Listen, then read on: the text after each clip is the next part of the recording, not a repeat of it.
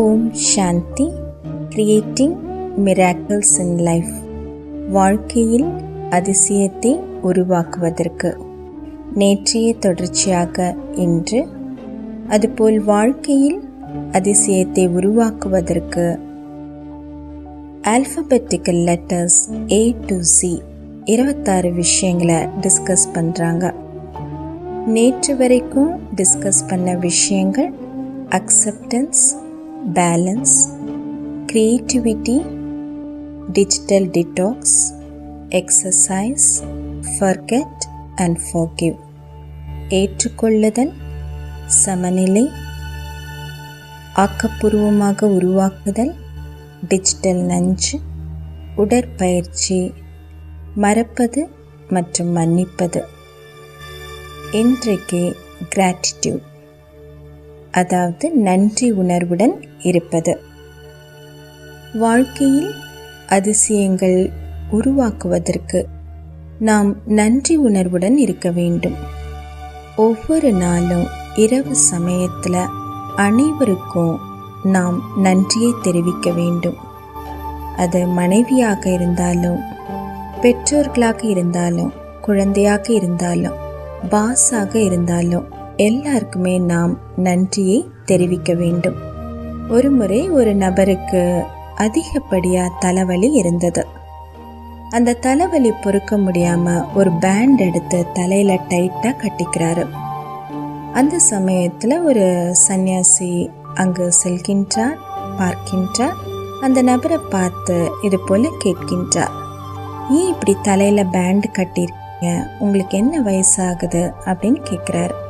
அப்போது இந்த நபர் சொல்கிறாரு, எனக்கு அதிகப்படியாக தலைவலி, என் வயது 30. அப்போ சன்னியாசி கேட்குறாரு, இதுக்கு முன்னாடி இது போல் தலைவலி இருந்ததா?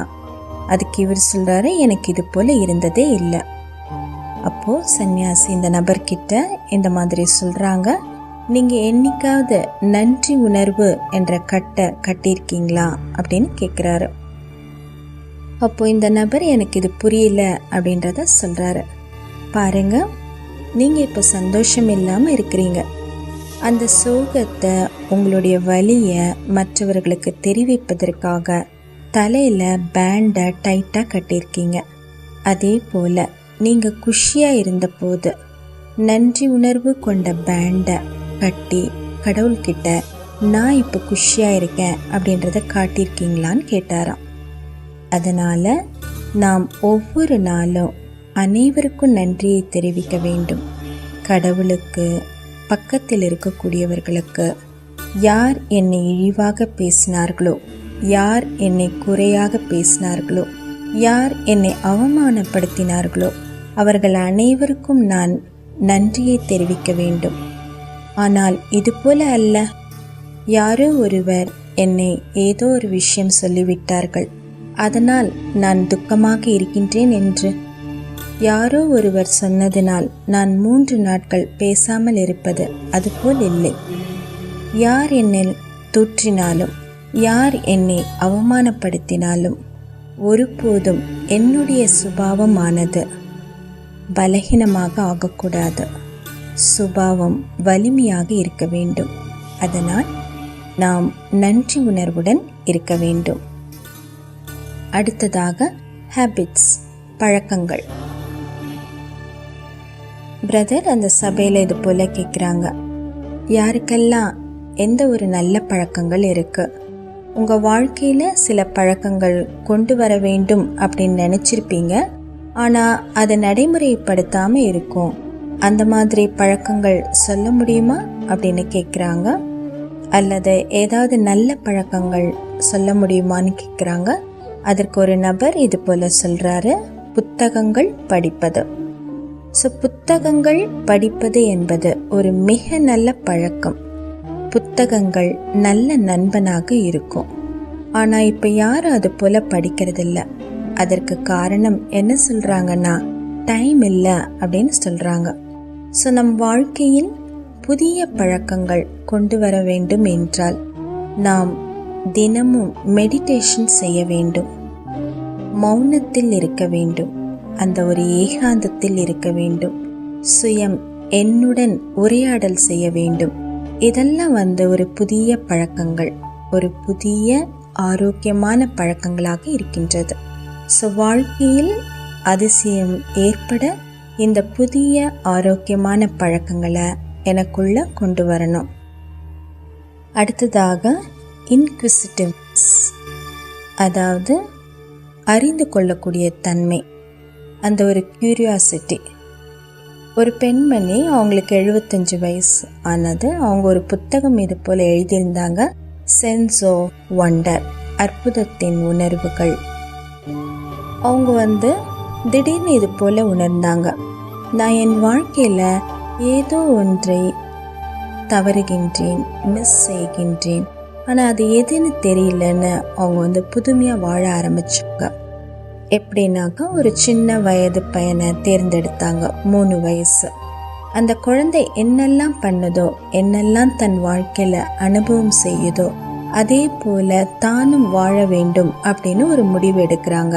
அந்த குழந்தை சிரிச்சா இவங்க சிரிப்பாங்க, அந்த குழந்தை அழுதா இவங்களும் அழுவாங்க, அது முட்டி போட்டு போனா, நடந்தா, யோசிச்சா, எல்லாமே இவங்களும் செய்ய ஆரம்பிச்சாங்க.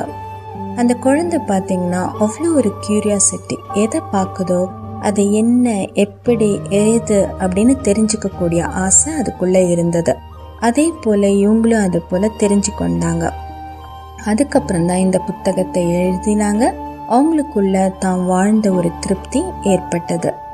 ஸோ குழந்தைகள் பார்த்திங்கன்னா அந்த ஒரு அறிந்து கொள்ளக்கூடிய தன்மை இருக்கும். ஆனால் நாம் அவங்க கேட்கும் போது பேசாமல் படி அப்படின்னு சொல்லிடுறோம். ஸோ அது போல் இல்லாமல் அவங்க எதை விரும்புகிறாங்களோ, எதை கேட்குறாங்களோ அதை நாம் சொல்லித்தரணும். ஸோ வாழ்க்கையில் ஒரு அதிசயம் ஏற்படணும் அப்படின்னா எனக்குள்ள அந்த ஒரு அறிந்து கொள்ளக்கூடிய தன்மை என்பது ஏற்பட வேண்டும். அடுத்தது லெட்டர் ஜே, ஜேர்னி, பயணம். எல்லாருமே வெளியில் பயணம் செஞ்சு கொண்டிருக்கோம். ஆனால் உள்ளுக்குள்ள, நம் உள் உலகத்தில் அது போல ஒரு பயணத்தை நாம் மேற்கொள்ள வேண்டும். ஏன்னா உள்ளுக்குள்ள எவ்வளவோ ஒரு இருள் சூழ்ந்த ஏரியாஸ் இருக்குது, சில விஷயங்கள் மறைந்து இருக்கு. எனக்குள்ள அந்த ஒரு பழி உணர்ச்சி, அந்த ஒரு வெறுப்பு, அந்த ஒரு காமம், இதெல்லாம் மறைந்து இருக்கு. ஸோ உள் பயணம் போகும்போது தான் எனக்கு நானே சமயம் எடுத்துக்கொண்டு அதனுள் சென்று நான் பார்க்கும்போது அந்த ஒரு மாற்றத்தை ஏற்படுத்தி கொள்ளலாம். நம் வாழ்க்கையில் அந்த ஒரு அதிசயத்தை ஏற்படுத்தி கொள்ளலாம். ஸோ பிரதர் சொல்கிறாங்க, இந்த சமயத்தில் நான் என்னுடைய சொந்த அனுபவத்தை ஷேர் பண்ண விரும்புகிறேன். எனக்கு ஒரு 16 அல்லது 17 வயசு இருக்கும். அப்போது எங்கள் அப்பா என்னை டாக்டர் படிக்க வைக்கணும்னு ஆசைப்பட்டாங்க. எங்கள் ஊர் பக்கம் சேவாகிராம் அப்படின்னு ஒரு மெடிக்கல் இன்ஸ்டிடியூஷன் இருந்தது. அந்த காலேஜில் எப்படின்னாக்கா, என்ட்ரன்ஸில் ஃபிசிக்ஸ், கெமிஸ்ட்ரி, பயாலஜி தவிர காந்திஜி அவர்களுடைய கொள்கைகள் பற்றி எழுதணும். ஸோ நான் எக்ஸ்பிரிமெண்டிங் த ட்ரூத் அப்படின்ற புத்தகத்தை எடுத்து படிக்க ஆரம்பித்தேன். அதுபோல் படிக்கும் போது எனக்குள்ள பல மாற்றங்கள் நடந்தது. ஸோ அது எப்படின்னாக்கா, 1 நாள், 2 நாள், 3 நாள் சென்று அதுக்கப்புறம் அந்த புக்கை படிக்க படிக்க எனக்குள்ள ஒரு ரியலைசேஷன், எனக்குள்ள ஒரு உணர்தல் தன்மை வந்தது. அதாவது ஒரு மௌனத்தில் நான் சென்றேன். எந்த மாதிரி மௌனம் அப்படின்னாக்கா, 6 மாதத்திற்கு இது சடனாக ஏற்பட்டது. எனக்குள்ள அந்த ஒரு சுயத்தின் உணரக்கூடிய தன்மை ஏற்பட்டது.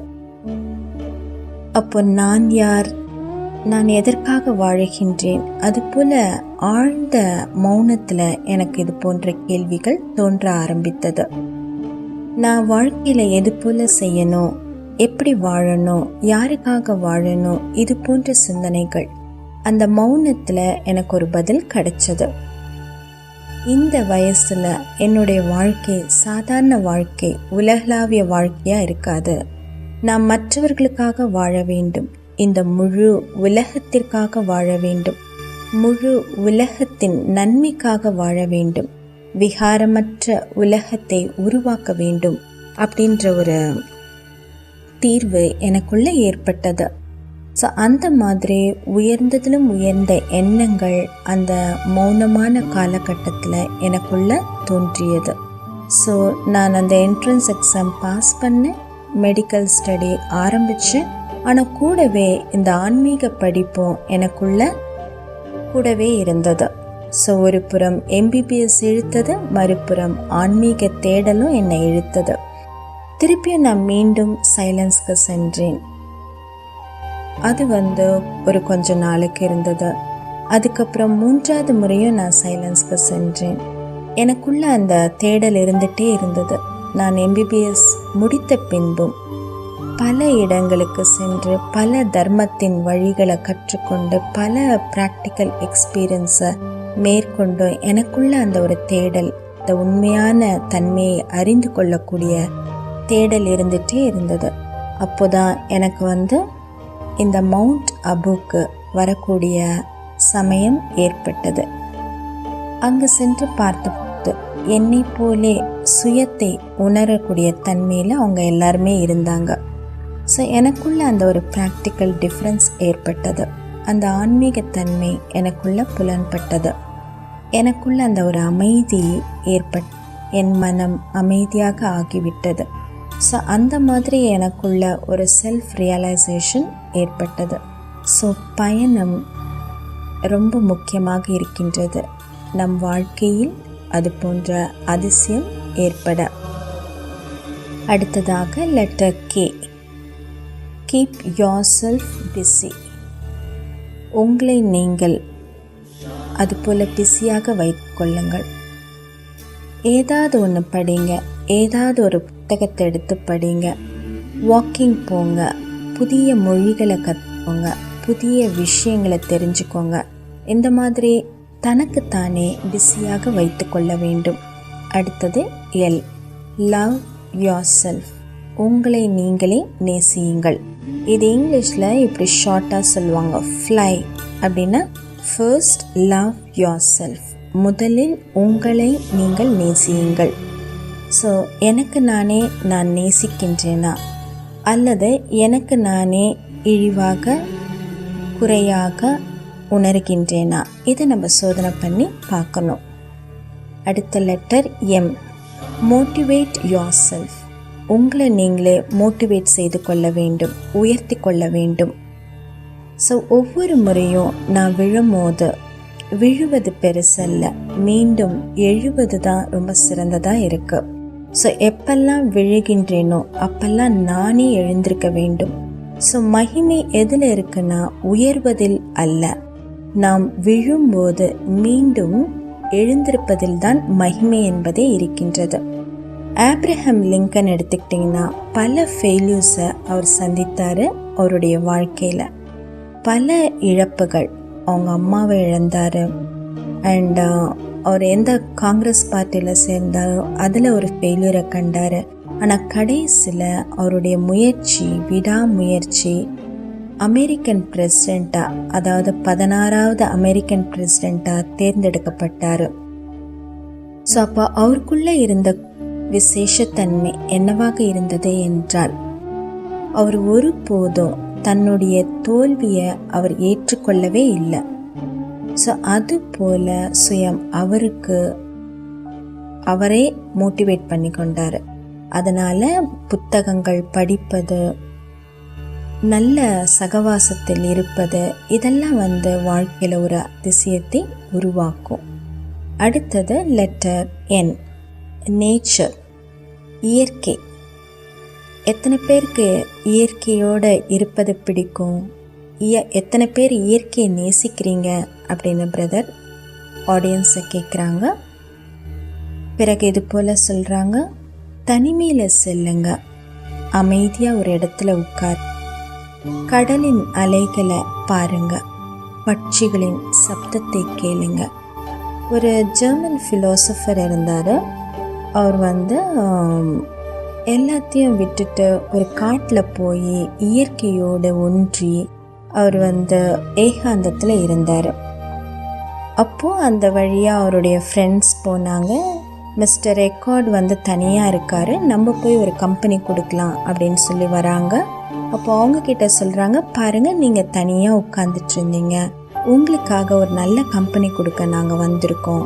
அதுக்கு அவர் சொன்னார், நீங்கள் வந்த பிறகு தான் நான் அந்த ஒரு சுகத்தையே தொலைத்தேன் அப்படின்னு சொன்னாராம். ஸோ அந்த மாதிரி ஏகாந்தத்தில் இருந்து நம்ம பழகணும். சுயம் எனக்கு நானே அந்த ஒரு சகவாசத்தில் இருக்க வேண்டும். இயற்கையை நேசிக்கணும், இயற்கையை உணரணும், இயற்கைக்கு அருகாமையில் செல்ல வேண்டும். மிகப்பெரிய ஒரு ஆராய்ச்சி எதில் இருக்கும் அப்படின்னாக்கா மௌனத்தில் தான் நமக்கு கிடைக்கும். ஸோ இயற்கையோடு ஒன்றி இருக்கும் போது நமக்குள்ள அந்த ஒரு மௌனம் நிலவும். அடுத்தது அப்சர்வ் சைலன்ஸ், மௌனத்தை கடைப்பிடிப்பது. ஸோ அந்த ஒரு தனிமை ஏகாந்தத்தில் செல்ல வேண்டும். 3 வகையான சைலன்ஸில் நான் சென்றேன்.